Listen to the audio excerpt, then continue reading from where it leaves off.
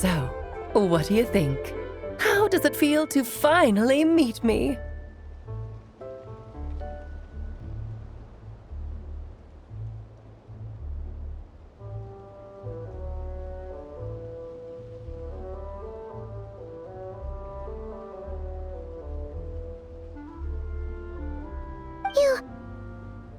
You look like...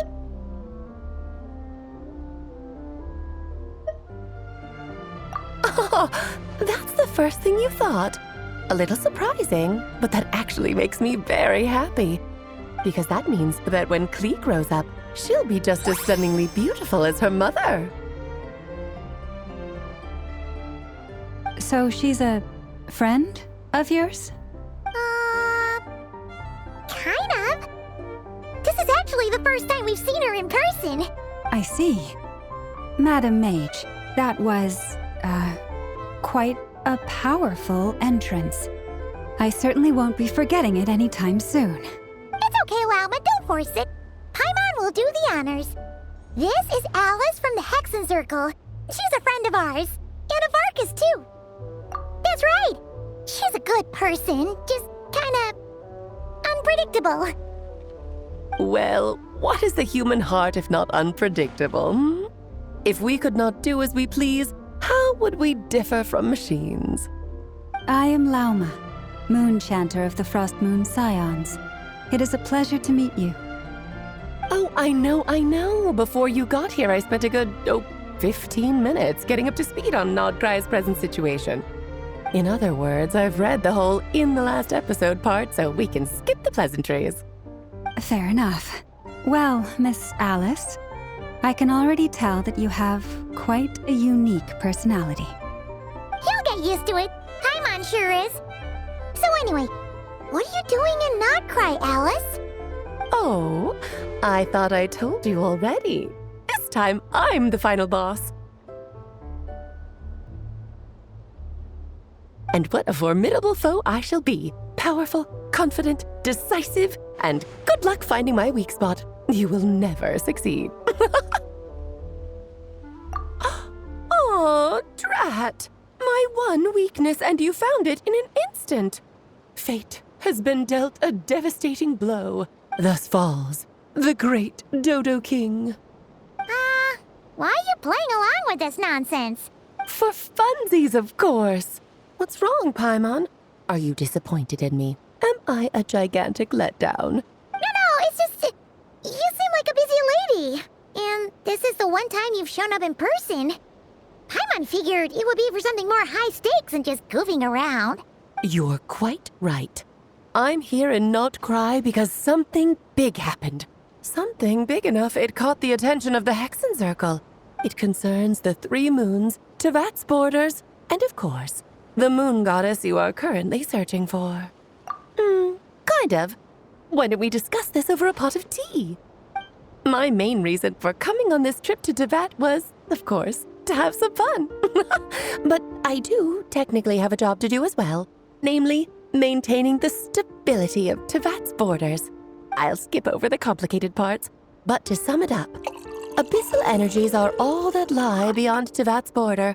We'd find ourselves in a real pickle if they ever made it through. And the phantoms you've been seeing are a sign that the border has been disturbed.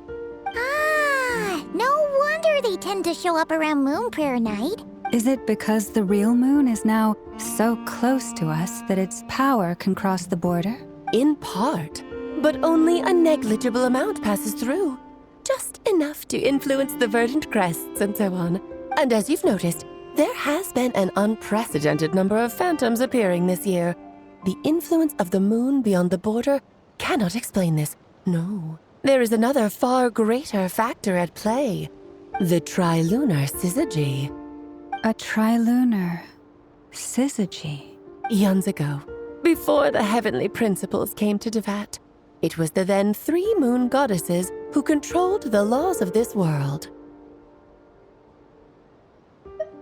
Oh, that's exactly it! The 3 goddesses split these powers amongst themselves, promising never to consolidate them into one singular body. This was meant to keep the world stable. But, fast-forwarding to the present, The eternal moon's marrow is with you, while the iridescent moon's marrow, which should never have appeared in this world, has been retrieved. Add that to the presence of a moon goddess in the flesh and... the power of all three moons is gathered here in Nocturne. There hasn't been an event like this since the War of Funerary Flame, and it's having a noticeable effect on Tevat's borders.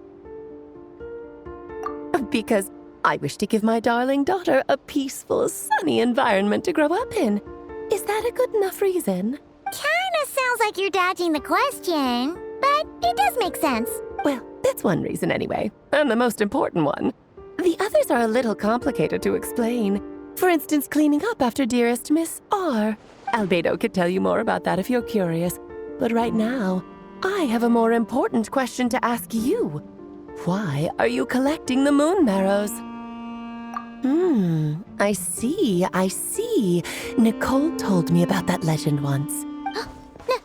Nicole? You mean Mage Anne? Oh, so you remember. Yes, of course. That was a story about fate, her area of expertise. But back to the story of our dear moon goddess. I'm afraid her intended method of returning to the moon is unlikely to work anymore. What does that mean? She may be missing, but she hasn't gone anywhere. She has disappeared.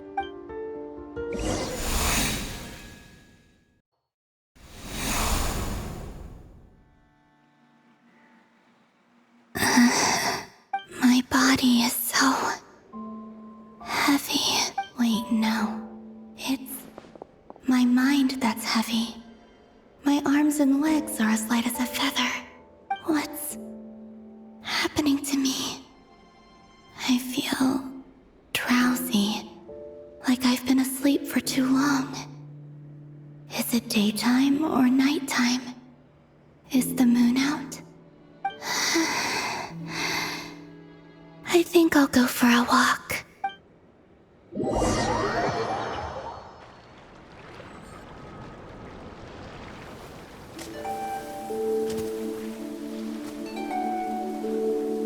Are you out for a walk too?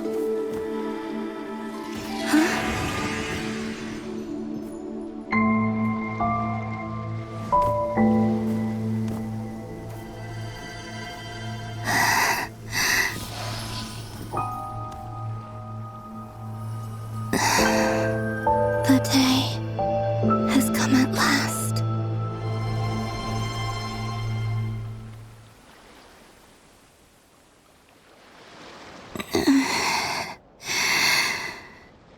Have I grown so weak that I can't even sustain my physical form? But Moon Prayer Night is nearly here. I was so close to returning home. Death is near. Is this how it ends for me? Will I return to the moon after I disappear? Or... I don't want it to end like this.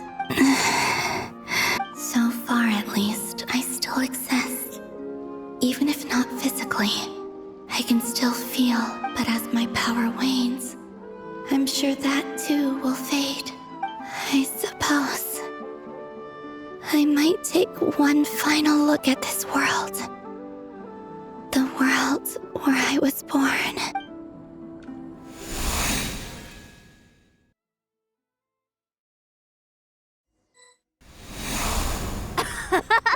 Come on! Wait for me! The Frost Moon Enclave. How much it has changed since I was born. These decorations, they're so heavy. It's times like this when you kind of wish men could be priestesses and acolytes. How fascinating. I've never had the chance to be privy to people's private lives in this way. In the past, people would get so solemn and serious the moment I showed my face. Like they were frozen stiff. Karina, Lametti, it's time to eat. Coming! I want to watch them a little longer.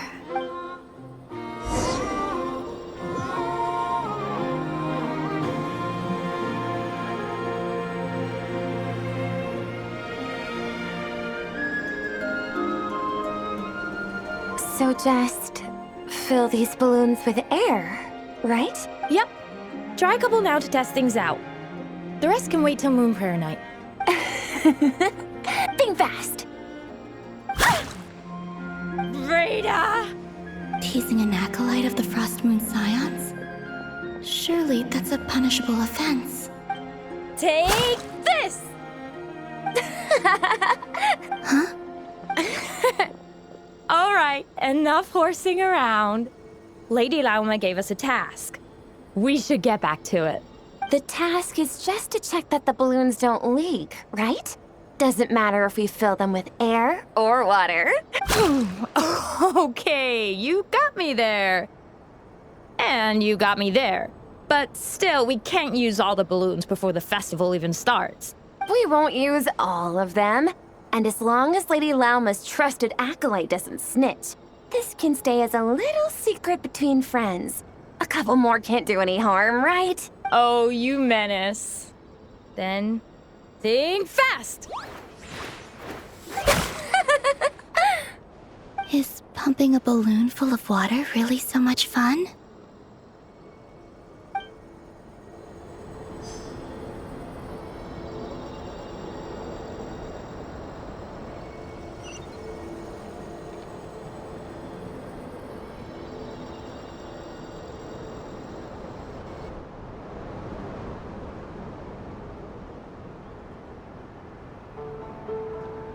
I'm sure you're both tired from playing all day. Come on, eat up.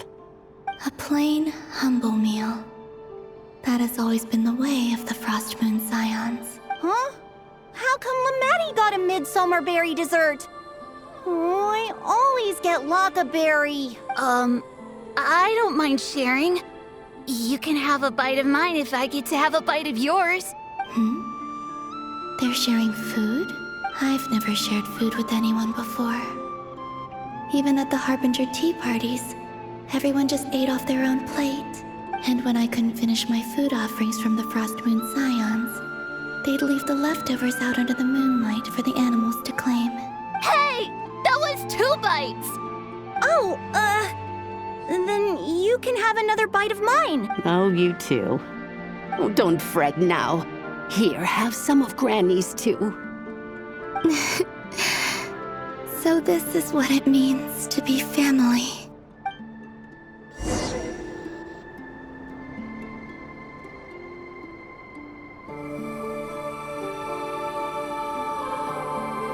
I'm seeing so much that I'd never usually get to see. They'd never act like this when I was around. It's nice, being able to just watch people in peace in these final moments. What a rare opportunity. I think I'll go take a look around Nasha Town, too. Maybe the Traveler will be there.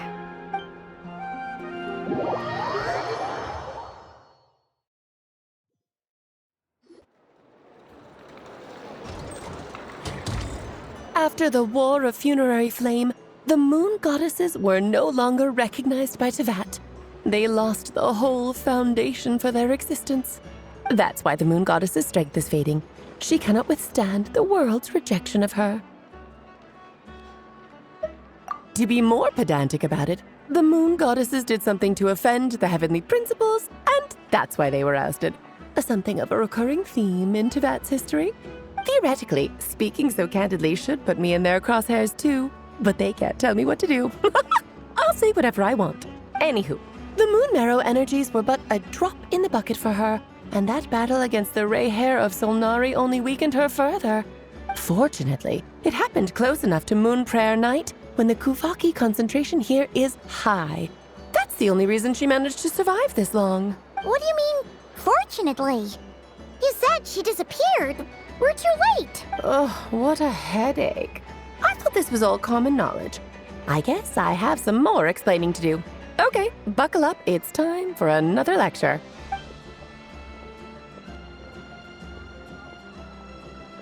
Now, I said earlier that the Moon Goddesses lost the foundation for their existence.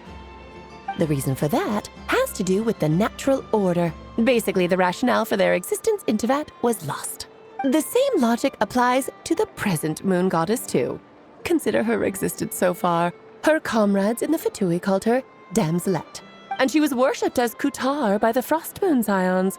But these connections have now been severed, whether by her hand or yours. So, the rationale that once sustained her existence is now gone. Wait, we did that to her? Oh, well, strictly speaking, yes.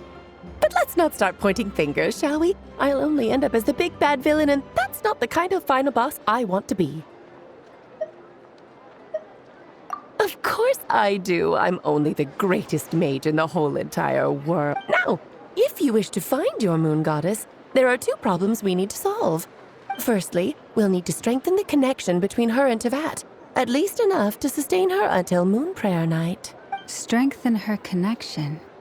But does that mean I'll have to rally all the Frostmoon faithful behind this? I'm afraid a bygone faith and a former home won't be of any help to her now. Do you know her name? Her name? Yes. Names are very important things. A name is a fundamental concept that anchors one's entire existence. Then your first job is to find it. As a moon goddess, I'm sure she must have a name she identifies with. Neither Columbina nor Kutar is her true name, and she's never really accepted either of them. So, finding out her real name is enough to sustain her existence? Yes, I know it sounds like a small step, but every journey begins that way. So for now, that's all we need to focus on. The second problem is with her plan to use the moon marrows to return to the moon. Unfortunately, piercing through the false sky will take an enormous amount of power.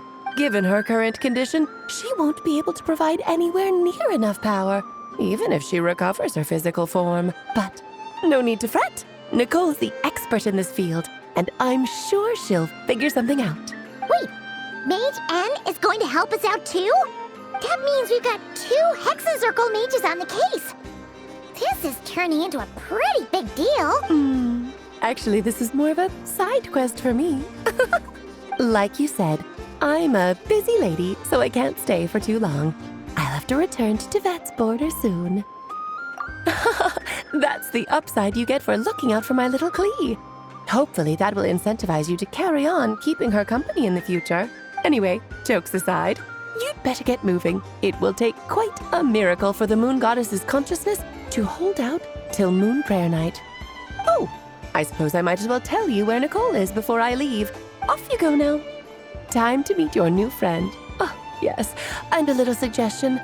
Don't forget to mind your heads. What? I wonder how Durin's doing. I should really go see him before I head back. You really are super busy. I most certainly am. There's so many children I have to keep tabs on just in Mondstadt. Durin, Albedo, Venti, Varka. Klee didn't make the list, huh? Of course not. Klee is my pride and joy. I have no qualms about her, because she's the best child in the whole wide world. Yep. Klee's a little angel. I'm glad you agree. Well, all the best. See you when I see you.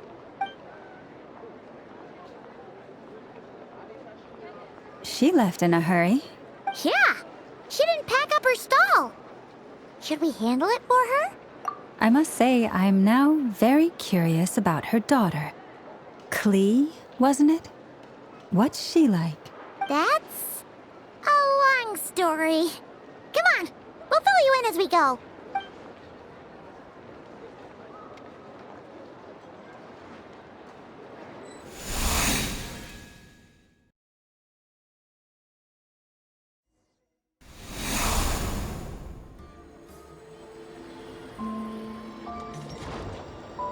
What a lively place. I've never experienced Nasha Town like this before. Hey, you old geezer! Your hammer's rusted through! Who are you calling old geezer? Are they quarreling? I'm looking right at him! You've really gone downhill since giving your daughter free rein in the workshop. Can you even swing a hammer anymore? It shouldn't take you days just to fix a single chair. You might as well use that hammer to massage my back for all the good it's doing. Don't run your mouth, or you'll get a back massage that'll put you in bed for the rest of your life. Look, the materials haven't arrived yet, all right? You know how busy it gets in the days before Moon Prayer Night. I'll bet you send all the materials to your little princess. Blood's always thicker than water, huh? All right, you've made your point, Uncle Koski. As soon as the materials arrive, fixing your chair will be the #1 priority. And Dad, if you've got time to chat, why don't you lend me a hand, See? Lolka knows what the score is. I guess they're friends. But the way they spoke to each other was so ugly. Then again, it wouldn't be the first time I've seen something like this. Columbina! Sing outside my door in the middle of the night one more time, and I'll unscrew your vocal cords. You hear me? Oh, Zandrone. So that was her way of trying to be friends with me. What a pity. I won't get the chance to say any ugly things in reply.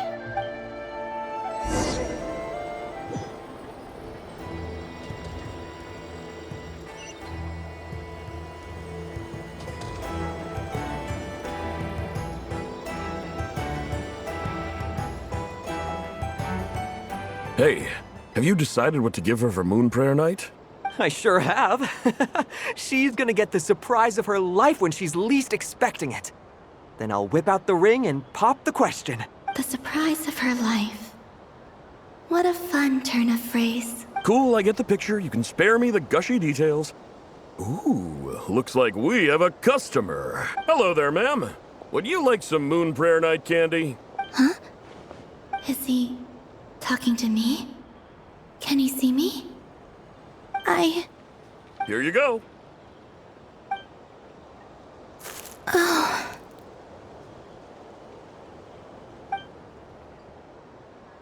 Come back anytime. Right.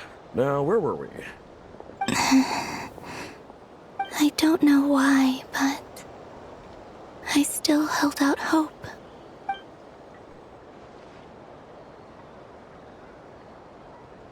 The most important thing right now is to find that mage. This name thing seems super important too, but where do we even start looking? I'd better go pay the Fatui a visit.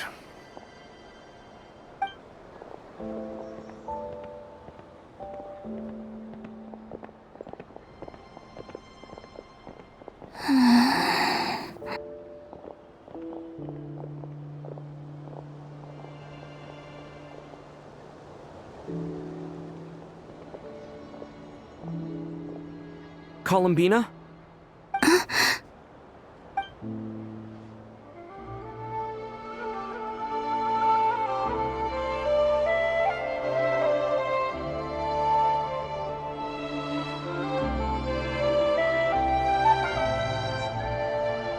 Traveler? Let's go! This is no time to be spacing out!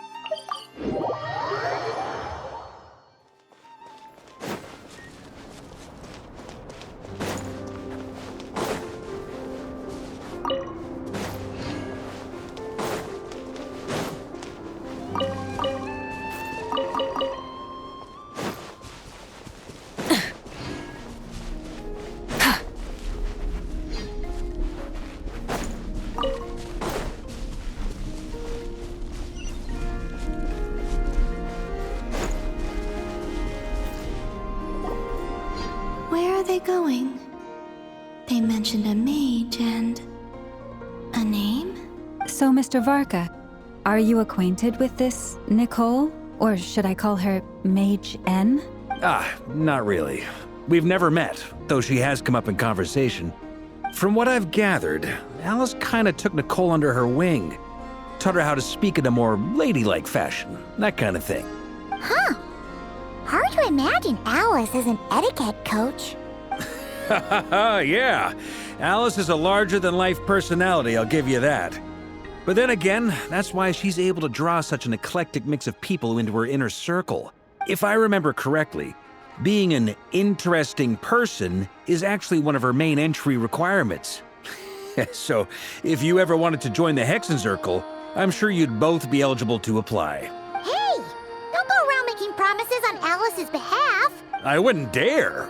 I'm just trying to paint a picture of the Hexenzirkel for you. Okay, sure. Anyway, since none of us have ever met Nicole, how are we supposed to find her? We can't just go up to every woman in sight and ask, "Hey, are you Nicole?" Maybe something she's wearing will give it away? Like a wind bloom pinned to her chest or something. Wait a minute. Alice never said Nicole was from Mondstadt. Oh, true.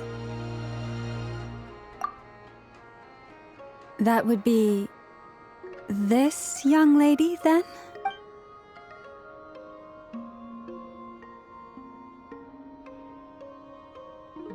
Hey there. Sorry to disturb you, but are you Miss Nicole? Varka, Knight of Boreas of the Knights of Favonius. Alice might have mentioned me before. Have we got the wrong person? Sorry. Well, this is awkward. When I shook my head, I meant, no, Alice hasn't mentioned you before. Huh? Where is this voice coming from? My apologies. For certain reasons, I am unable to speak. This is the only way I can communicate with you. It might take some getting used to, but I hope you can understand. Hey, it's fine. I'm more shocked by the fact that Alice never speaks about me. As for you two, we have crossed paths twice before, but it is nonetheless a pleasure to finally meet you. It's really you! Thanks for all your guidance in the past. You're quite welcome. This time, things are different. We have reached the unwritten pages of the story. You might say that we stand at the crossroads of fate. Now then, allow me to formally introduce myself. My name is... No, stop! Alice! I can't believe it! I had a whole speech prepared. I'd agonized over every single word. She always picks the worst moments to ruin other people's plans. I'm so sorry about that. Alice took the liberty of devising some bespoke self-introduction magic for each member of the Hexenzirkel. But I could have sworn I deleted all of the triggering conditions for it. How did it bypass everything? Oh gosh, this is so embarrassing. This is a very different side of Nicole than what we're used to. Is she not used to face-to-face interactions? Don't worry about it. We've seen that introduction magic once already, so it wasn't too much of a shock. Please go on, Miss Nicole. We'd love to hear what you have to say, or, well, communicate. Huh? Are they talking to this lady? But will you all promise to forget that horrendously embarrassing introduction? Sorry? Embarrassing? When? Yes. My name is Nicole, and I am one of a very few angels who have retained both their preferred form and their power. The Traveler and Paimon should be no strangers to this concept. There is another of our kind in Natlan. They call her the Lord of the Night. All right! Paimon remembers her. Yes. Well, I have retained more of my power than she. It's because I don't have a long-term duty to fulfill. To be more specific, no. We'll be here all day if I get into the specifics. Moving on.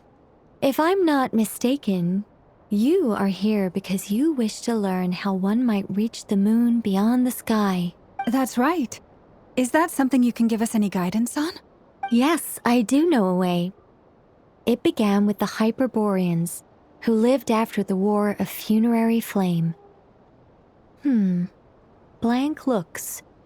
Maybe I should start with the background of the war, or maybe not. It shouldn't be an issue. I'll fill in the gaps for you when we have more time.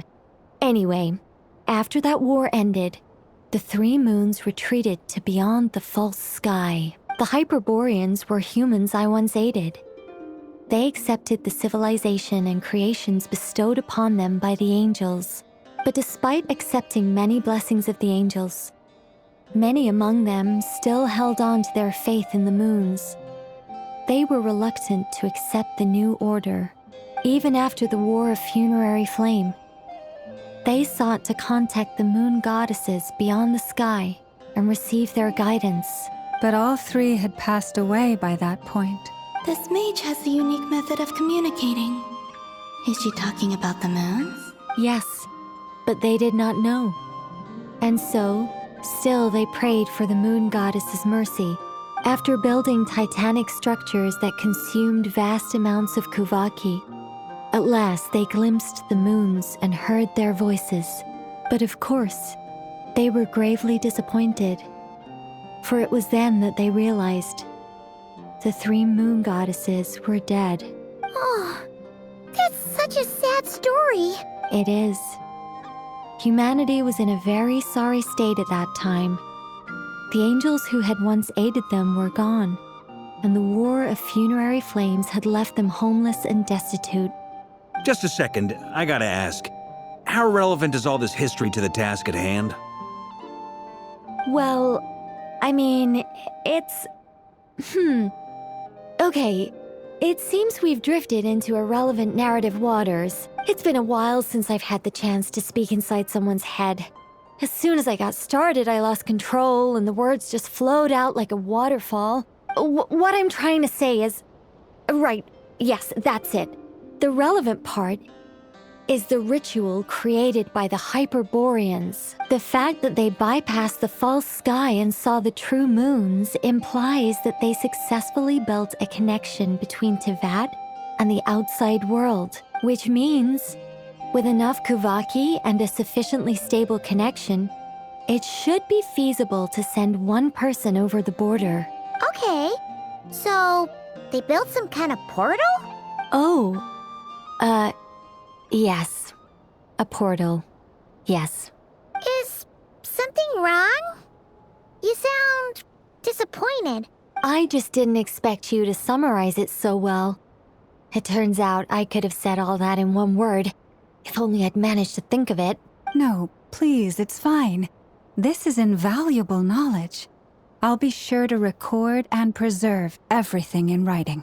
Oh, really? Well, in that case, I suppose I could backtrack and add some more detail. I did gloss over a few things so far. Whoa, time out. Let's summarize what we've got first. The Hyperboreans were the last ones to use this method, right? So we somehow need to find whatever structure they built and make sure there's enough Kuvaki to power it up. Luckily, we have the moon marrow of both the eternal and iridescent moons, so we're all good for Kuvaki. Which means the key issue we need to focus on is finding the place. Am I right so far? Yes. Although I expect the structure is long gone by now. That said, what if we could take advantage of the phantoms to travel back to a time when it still existed? Well, travel back isn't quite accurate. It's more like we'd be creating a handshake between 2 points in space-time. We wouldn't even have to pick a time when it still existed. It could just be a time when it still appeared in phantom form via projection, or we could project our own phantoms, fold them together, You look lost. Was that too hard to follow? Yeah, things got a little, technical there. Paimon's brain is reaching capacity. All right. Let me think about how to put this more simply.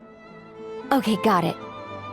Over the next few days, I'll search for phantoms that we can use.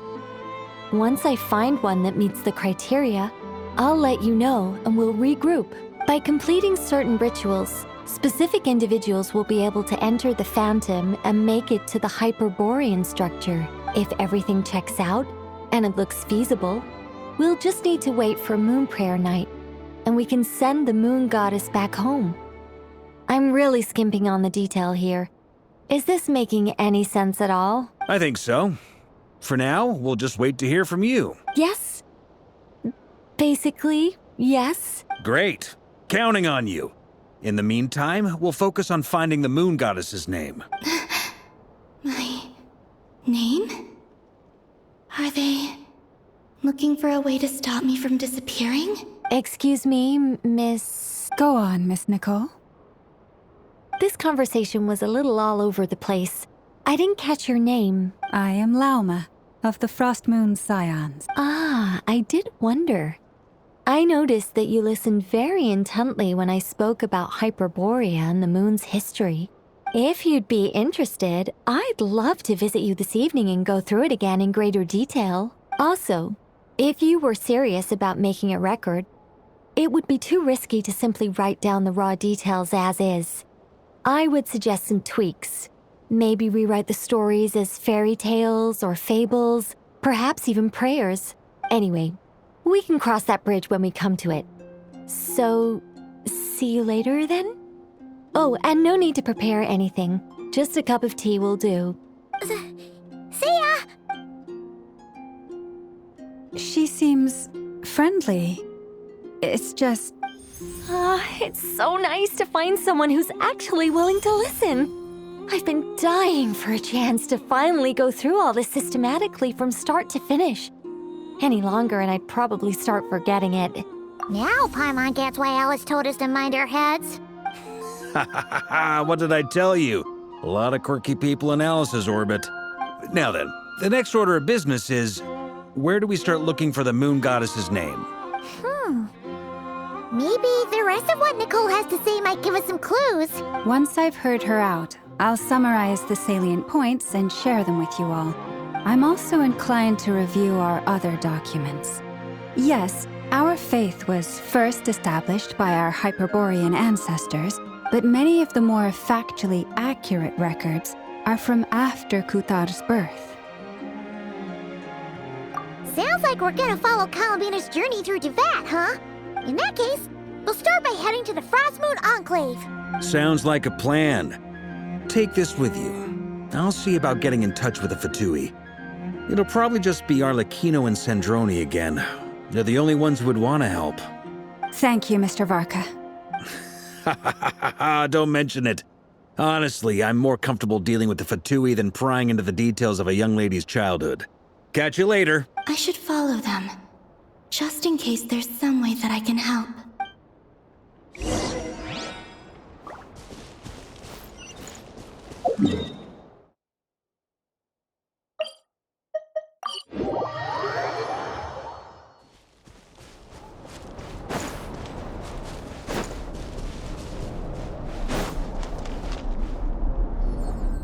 A while ago, I took the time to organize all documents in our possession that pertain to Kutar. What you see here is the material I consider reliable. You're saying there's unreliable material too? Yes. Most of the information we have was transmitted through an oral tradition. Inevitably, some of her stories were mythologized and deified over the years through countless retellings. That's why I organized them into reliable and unreliable. There's no sense seeking answers in history unless we can ensure the veracity of the historical record. Makes sense.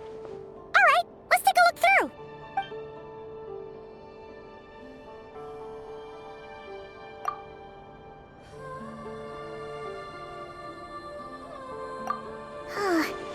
Almost all these records refer to Kutar instead of Columbina.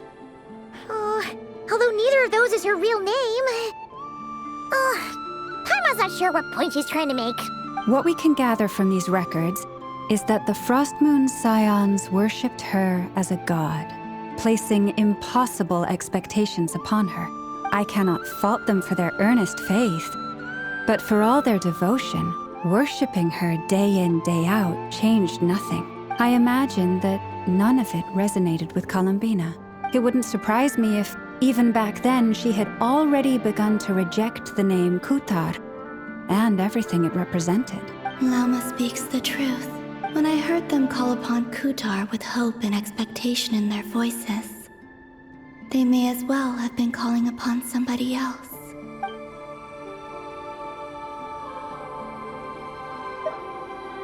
Well, that's a bit complicated. I looked at the level of detail, perceived authenticity, prose style, and how realistic their portrayal of Kutar seemed to be. Amongst the Frostmoon Scions of today, only I know of her existence, and I alone have spoken to her face to face. As such, I know that there are certain things she simply would never do. That being said, I have sensed some changes in her lately. Changes? Me? Seems like this is getting us nowhere. For what it's worth, why don't we check the unreliable sources too? Sure. Give me a moment.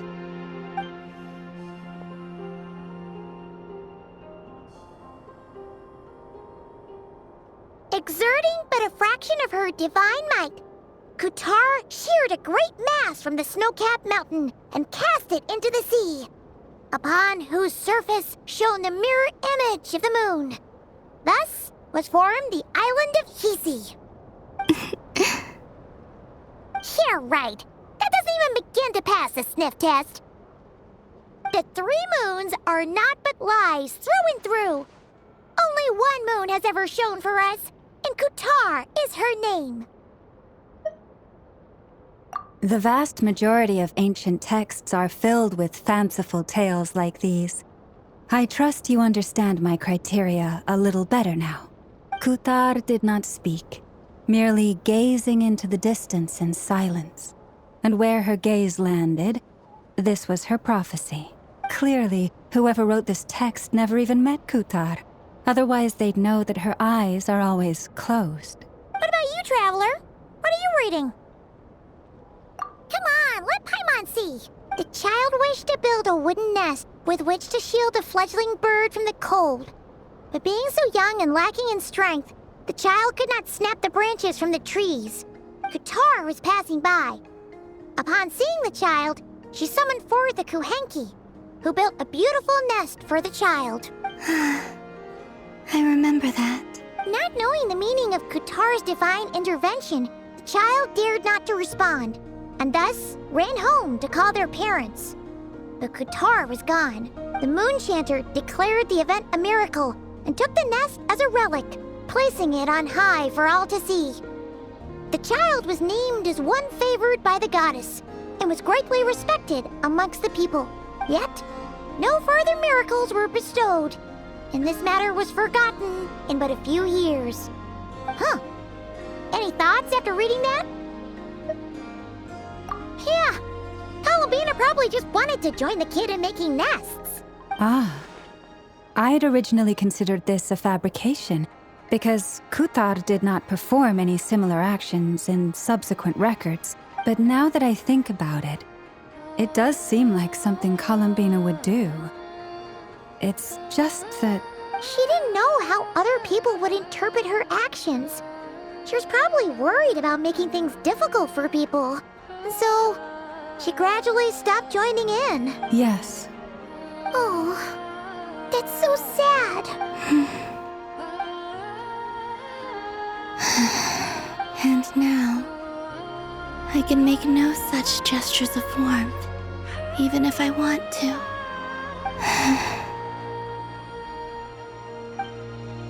Still no name. That's a bit of a shame. But we did learn some interesting stories. That's gotta count for something. Barca said he was gonna set up a meeting with Arlecchino and Sandrone, right? Let's go back to Nasha Town and see how he's doing.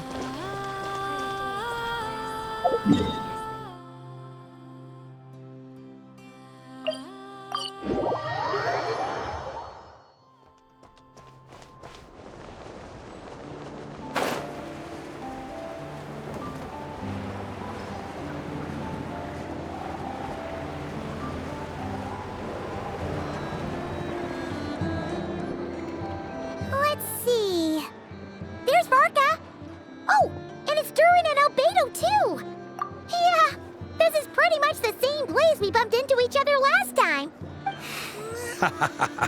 I convinced them to stick around a little longer. We were all waiting on people, so I figured having a little company would help pass the time. Ah, so you've been waiting for us? Does this mean that you've already arranged things with the Fatui? Sure does. Now you're back, we can go meet up with them together. How'd your investigation at the Frost Moon Enclave go? Well, we didn't find out Columbina's true name. But apart from that, it went pretty well. Aha, just as well that I didn't tag along then.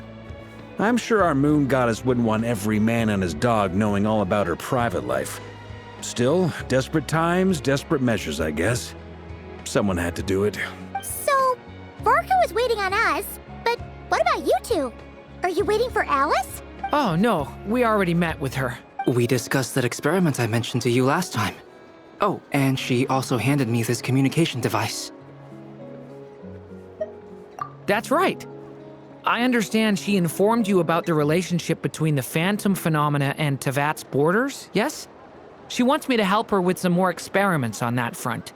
She said that she'll contact me through this device with more information. Ah, I see. Following instructions and making observations. Pretty common research method. Takes me right back to Albedo's lab. Wait, then who exactly are you meeting? Someone you know. Albedo's met him too. But I don't think Miss Lauma or the Grand Master have been introduced. Introductions are overrated, especially in cases like this. It's you! So, it's not like the academia has prohibitions against going abroad. Also, I applied for leave. I've been writing to Hat Guy since obtaining a human form. I've already brought him up to speed on everything that's been going on in Nocturne. Hat Guy? Turns out, I actually have heard that name before. Oh? Then why did you react the same way I did? I only knew the name, not the fella. But since we're all here, let's do some introductions for what it's worth. I'm Varka, Grand Master of the Knights of Favonius. Lauma, Moon Chanter of the Frost Moon Scions. And I'm a Driosh from the Vahumana Darshan of the Sumero Academia. Hat Guy. Good to see you again, Mr. Guy. I believe we last saw each other on the boat ride here. Mind you, the only reason I came here is because there's someone I want to look into. Who's that? The Doctor, also known as Dottore, second of the Fatui Harbingers. From the tone of your voice, it sounds like there's bad blood between you. I was reviewing our archives and noticed that a lot of information about him was missing. Left a bad taste in my mouth. That's all there is to it. Dottore, or Zondique, as he was then known, once studied at the Academia, but he got kicked out before he could graduate.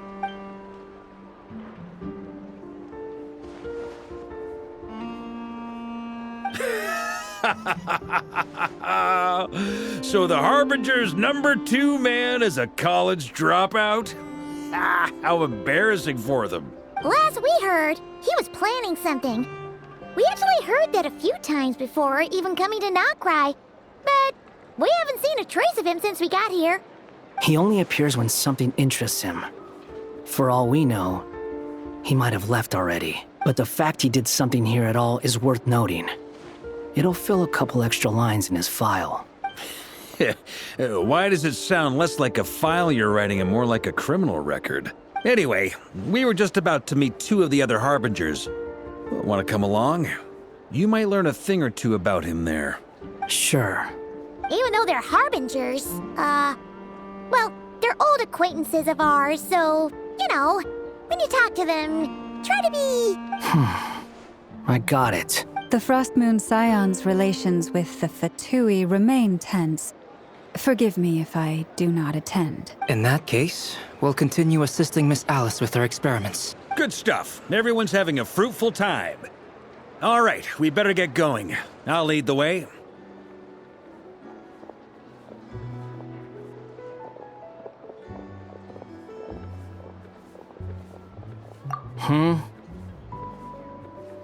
Well, yeah. That's obviously part of it. But I'm not the only one who has a score to settle with him.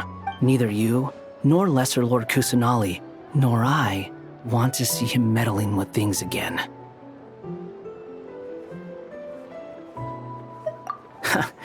What's the hurry? Don't worry. Pigeons always know which way home is.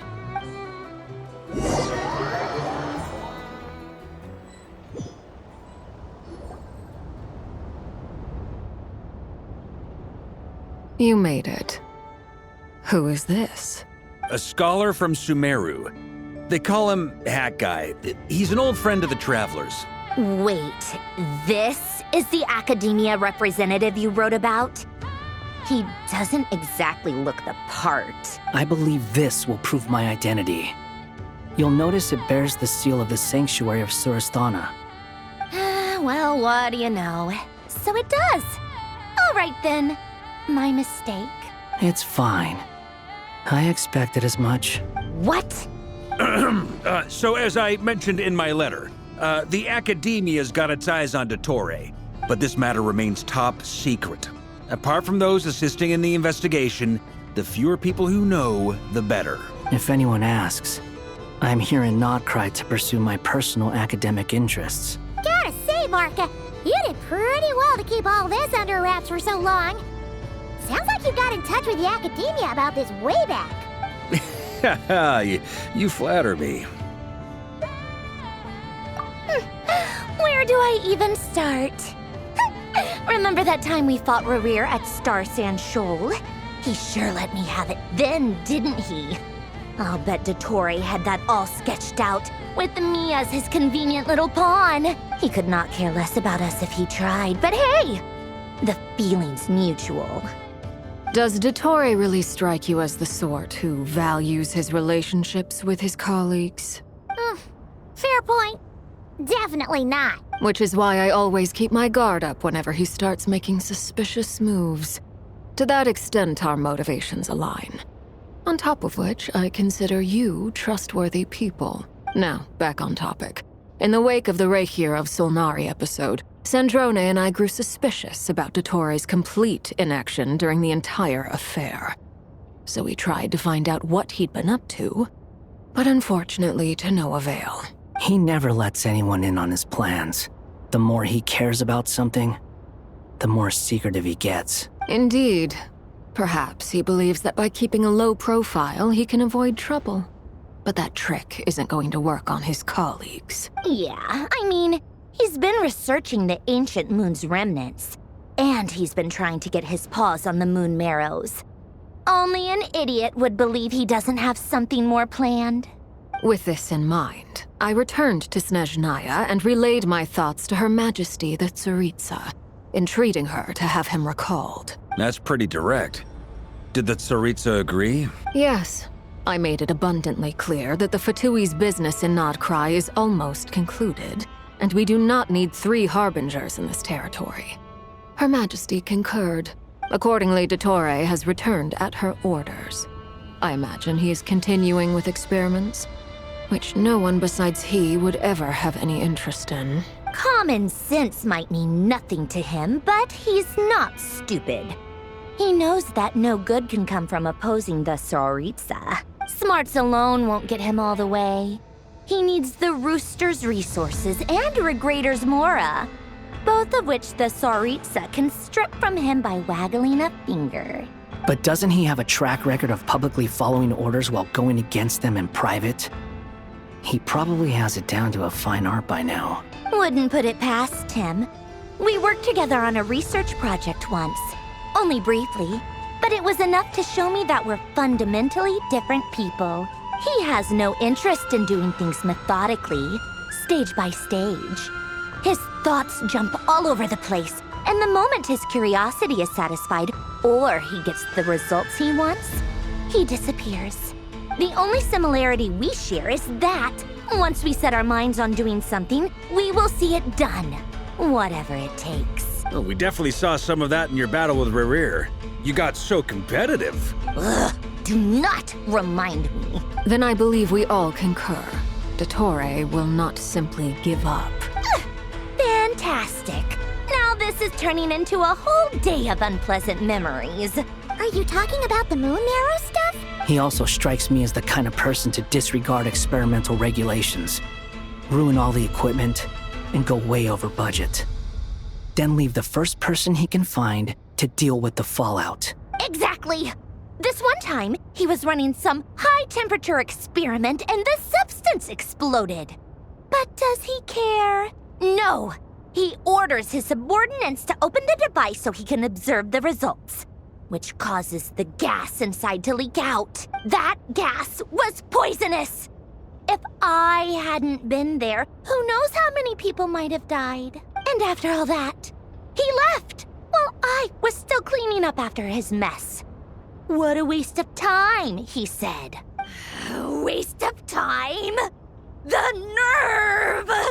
He wasted my time! You've been bottling that up for a while, huh? Hat guy, I must say, you seem awfully familiar with internal Fatui affairs. Especially when it comes to Dottore. Thank you, Lady Harbingers, for providing such valuable information. I have no other questions for now, so I'll be on my way. Wait, what? You're just gonna leave? You're welcome to join if you want. Ugh. Just when Paimon thought he'd finally mellowed out. He makes quite the impression. I'll say. I've met tons of headstrong people, but not many of them would join me in bad-mouthing Dottore. Anyway, back to the main agenda. Barca, you said that Columbina has gone missing? Or rather, disappeared. Yeah. We're working on building a connection between her and this world. The simplest method is to find out her real name. I've actually asked her that question before, but she said she didn't know. Considering our relationship, I doubt she was lying to me. As far as I recall, she was never dispatched by Her Majesty to claim a gnosis or anything like that. The Tsaritsa's plans had long contained a place specifically for her. I always thought that was weird. What could she do that the rest of us couldn't? Knowing what we do now, it's probably something related to Kavaki, right? More than likely. When she first arrived, Columbina would often go to Her Majesty and ask when she could start the task assigned to her. But Her Majesty always gave the same reply. The time has not yet come. So she spent her days in Snezhnaya doing basically nothing. The Tsaritsa has summoned a beautiful blind maiden to be a harbinger, giving her the third seat by virtue only of her enchanting voice. It was a dumb and stupid rumor, but the reality of the situation made it hard to refute. And what happened after that? I imagine she stopped caring. She no longer seemed to care why she had been recruited, and Her Majesty never gave her any missions, so she just continued to sing in the flower garden. For my part, I was busy. So busy, in fact, that watching someone be that idol had me fuming. But still, I got the sense that she had long been used to a life of other people claiming she was needed when she wasn't. I just felt that having a place to stay would cost me something eventually. And so I waited quietly for the day that I would have to pay the price. And on the other end of that spectrum, you had me. Someone once told me that I had the lousiest work and the toughest luck. That's a good way of putting it. I forget who said it, but those words have always stuck with me.